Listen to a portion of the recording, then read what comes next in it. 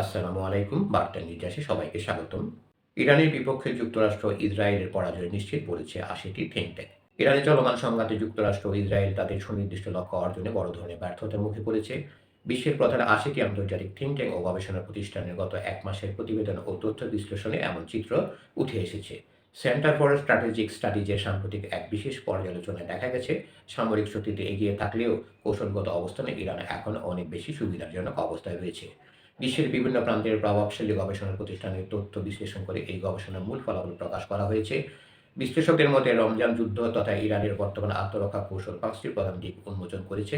গবেষণায় দেখা গেছে, সামরিক প্রযুক্তিতে যুক্তরাষ্ট্র ও ইসরায়েল অনেক উন্নত হওয়ায় তারা টেকটিক্যাল বা তাৎক্ষণিক কিছু আঘাত হানতে সক্ষম হয়েছে।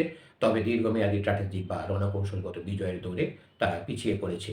ইরানের রাজনৈতিক ব্যবস্থাকে অস্থিতিশীল করা, প্রতিরক্ষা সক্ষমতা গুঁড়িয়ে দেওয়া কিংবা দেশটিকে আত্মসমর্পণে বাধ্য করার যে লক্ষ্য নিয়ে পশ্চিমা শক্তি এগিয়েছিল, তেহরান তা সফলভাবে রুখে দিয়েছে।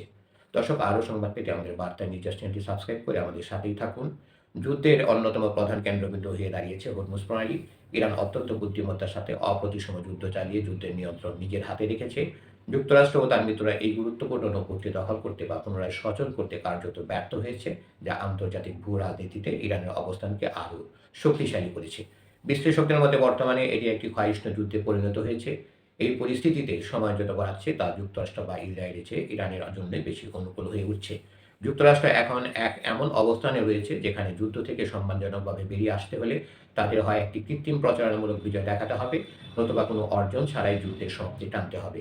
এই বিশ্লেষণে অন্তর্ভুক্ত ৮০টি প্রতিষ্ঠানের মধ্যে যুক্তরাষ্ট্রের ২২টি প্রভাবশালী সংস্থা রয়েছে, যার মধ্যে Brookings institution, Carnegie endowment, CFR red corporation এবং হেরিটেজ ফাউন্ডেশনের মতো নামগুলো উল্লেখযোগ্য। এছাড়া যুক্তরাজ্যের চ্যাথম হাউস ও রুশি, ইউরোপীয় ইউনিয়নের এসআইপিআরআই ও ব্রুকেলস, এশিয়ার চীন, ভারত, জাপান ও দক্ষিণ কোরিয়ার শীর্ষ ৯টি গবেষণা প্রতিষ্ঠান এই পর্যালোচনায় স্থান পেয়েছে। এর বাইরে ইন্টারন্যাশনাল ক্রাইসিস গ্রুপ ও ওয়ার্ল্ড ইকোনমিক ফোরাম সহ ১৪টি আন্তর্জাতিক সংস্থা এই বিশ্লেষণ যুক্ত ছিল।